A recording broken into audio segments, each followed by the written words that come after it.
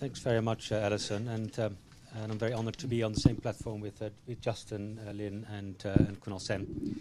And we're here to sort of discuss Justin's book, The Quest for Prosperity. And it's a great book, and it's also sort of a light read, which is very useful. So of the two books that you had there, the New Structural Economics and The Quest for Prosperity, I think The Quest for Prosperity is a light read, and it's easy to read, and I think that's very helpful. Now you started your presentation going through the different schools of thought on growth. And also in the book, so chapter 2 goes through that, and I was fascinated by that. And so what I began to think was that we should introduce something called the growth policy pendulum. On the left, we've got those schools of thought that favor a more managed and a more regulated economy, i.e. those that emphasize addressing market failures. And then on the right-hand side, sort of the blue school is thinking more about a less distorted and a freer market economy, where we think more about addressing governance failures. And the book starts out with two thinkers, or sort of the structuralist school, and thinking about Hans Singer and Raoul Prebisch, and saying, well, we've got developed countries here, we've got developing countries there, there's something structurally wrong. Developing countries, in terms of trade, is going terribly wrong. They need to do something about it. They need to substitute their imports and think about heavy industries, investments, and solve market failures in that way. Of course, that then went wrong, and we went to the other side, and which Justin mentioned, which is the Washington Consensus, and then the post-Washington Consensus, identified with or associated particularly with John Williamson and others, and they were sort of emphasizing a freer market. Now, as Justin mentioned, that also had its problems. It had its problems because those countries that followed that path didn't grow faster, and there were a number of countries that didn't follow that path but did grow fast. So following on from that, there were a number of other reports. So in 2005, the World Development Report came out, which is on investment climate, which has a long list of issues that could be addressed, but still sort of it didn't mention industrial policy at all. So there is not a single mention of the word industrial policy in that publication. I mean, at the same time, we had UNCTAD's publications mentioning, I think there was one, the Trade Development Report, which mentioned industrial policy about 100 times at that stage. I remember a discussion with Warwick Smith, the lead author at that stage, a couple of years ago, 5, 6, 7 years ago now, saying, well, good luck with your market failures. I can't see them that much. And then there were a number of other schools of thought that came. So there was the growth diagnostics. And there, so the growth diagnostics was thinking, well, where's the most binding constraint? And obviously, if you follow that, then if you believe in that approach, then there is a particular binding constraint, then you're already going more towards the left, isn't it? Because you're thinking, well, there's a targeted approach that we can have to address that particular binding constraint. So there's the Roderick, Hausman, and Velasco as well. And of course, there was Danny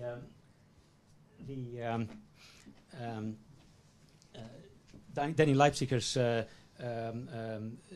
Growth Commission report, which had a number of elements, just to mention the 5 elements, and it's already going more towards an important role for the state. So it analyzed 13 successful case studies, and it did say that the state is quite important, much more so than the World Development Report in 2005.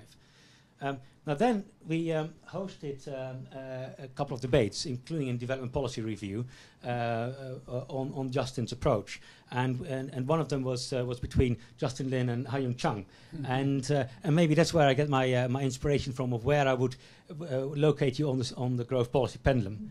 So if we've got two, so we've got Justin there. But and Ha-Young Chang safely on the left, I would have thought. But we do need to think about this sort of this blend of, on the one hand, that we do think that it's important, or that you do think that there's an important role for the state, but also an important role for the price mechanism. So there are some elements that are actually, particularly thinking about FDI and so on, which fall much more under the Washington Consensus, I would have thought. But on the whole, it's probably more on on the left, I would say. But maybe one question to you is, where do you feel comfortable being located on this growth policy pendulum? Right, so then to the substance. I've got 4 cheers and 5 challenges. Let's first go over the challenges. No, the cheers first. That's probably better. First of all, I think you help us swing the pendulum. So you do open debates, Justin, and that's very helpful. So as I mentioned, the WDR 2005 didn't mention industrial policy at all. A couple of weeks ago, we had the launch of the WDR 2013, I think it's called, which does include a sentence like we need to have more targeted investment climate and so on. And so you have opened up debates, which is very, very, very fruitful. And I think it's just not helpful to eliminate a set of policies from our research. Of course, we do need to bear in mind, and that we've got 2 people here on the panel who know about come from countries that have experienced quite some growth recently. So China and India, including China, Taiwan as well. So there's a strong belief that you can achieve strong growth rates through imitation and public support. And it also plays in the hand of policymakers who think about imitating quite a lot, actually. They ask consultants, researchers to say, what happened in that country? I've done this type of work in small countries. St. Lucia wants to be Barbados. Barbados wants to be Mauritius. Mauritius wants to be Dubai. Dubai wants to be Singapore. Singapore wants to be Holland or the Netherlands. So they try to imitate. So that's a positive thing as well. And what you add as well is that actually the role of the state, what the structures were emphasizing was wrong. They focused on the wrong areas, or at least the practice was focusing on the wrong areas. And as long as policymakers focus on the right areas, it's going to be all right. So they need to focus on the right sectors. And that goes much back than not discussing the how so much, but the what. So we need to focus much more on what is it that countries should be focusing on. And that will help to focus the minds of policymakers. And I think that's going to be helpful. Yeah? So that's the 6-step approach. There's going to be a very strong emphasis on thinking much about the what. So we need to do many studies of what is going to be important. We can have disagreements on that, of course, but then at least open up the debate and focus the minds of policymakers.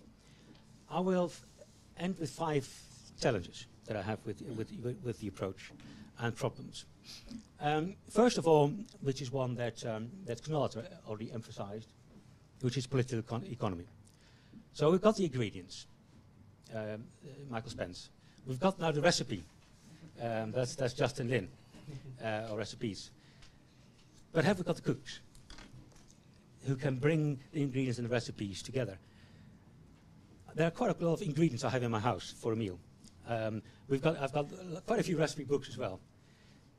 Whether I actually put a meal on the table is another matter.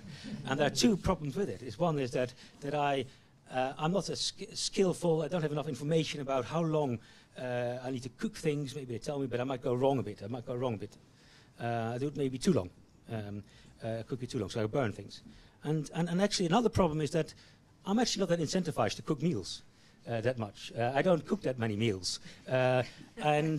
If we think about that in low-income country context, are the elites incentivized to think about growth enough, and do they have enough information to play this growth facilitating role?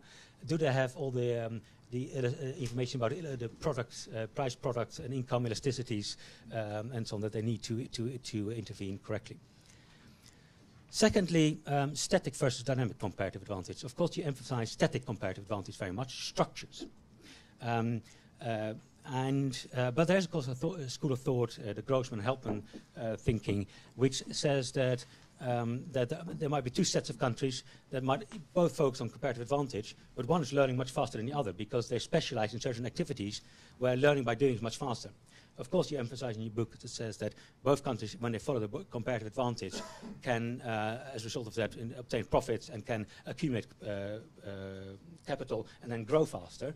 But some countries might do that in certain activities that have much more scope for faster learning by doing than others. And that's what Grossman-Helpman would say, there's uneven development. And then, if you're stuck in those activities that are not so much learning, so raw commodities and or very, very low-skilled activities, where there might be less learning by doing, you want to get out of those as quickly as you can. You want to do something about, you want to shift, and you want to create or foster dynamic comparative advantages. And that's also the KY Amoko's view, I think, very much. Thirdly, we haven't heard much about natural capital, I think, in your approach. And I was very much incentivized by putting this comment on because I was locked away on Wednesday in a military academy in Srivenham in a workshop organized by the Ministry of Defence, and it was about resource futures. And it was across Whitehall, and the question was very much about what is the resource, what does resource security look like in 2045 for the men, and we added also women on the street quickly. And there, actually, the world can look very differently. There are two issues that I have with this. So one is that you think about so natural capital. We need to think about resource degradation, which affects your static comparative advantage, and also if countries are imitating other production processes like the Chinese, and they then supplant it or they put it somewhere in other countries. Can we still do that? Can we still do that? And do the planetary boundaries still allow us to do that? And I think that there is a problem with that, which I think is important and needs to be taken into account. It affects your static comparative advantages. Two more issues. One is about structures, or it's about causality. You very much think about static comparative advantage, and your structure is given, and the rest follows it. So the rest is endogenous. And there might be an issue about whether that is indeed the case, and whether we all believe in that. So I've put it as a point about causality, structure versus particularly service sector productivity. So it might be that productivity in the services sector, and the services sectors in finance, ICT, in education and skills, might actually shift your comparative advantages. So we need to be thinking about causality, and I don't think the body of evidence is there to suggest one way or the other. And the final point that I'd like to raise is about incentives as well, that Kunal was mentioning, is that a lot of what's underlying here in terms of the structural approach is that productivity change happens through changes amongst sectors. So you move from one sector into another. And there are sort of the Rotricks of this world that do, and you quote them, that do say this and find evidence for that. There are also another school of thought that says actually you can find a lot of productivity increases just by moving to the production possibility frontier within the sector. And there is a lot of productivity differential within the sector, 75% differentials. And I think that's something that needs to be taken into account. We need to have the right incentives for the firms within the sector also to upgrade, not just to move from one sector to the other. And if you're interested in all these issues and thinking about doing more research in this area, I'd like to point you to a new research program that DIF and ESRC have launched on more research on growth. And there's already one course been out last year, and another course likely to be coming out the next year. And ODI is helping to form the directorate for this program. But I very much enjoyed the reading. I would encourage everybody to pick up a copy and read the book. Thank you. Great, thank you very much. Right.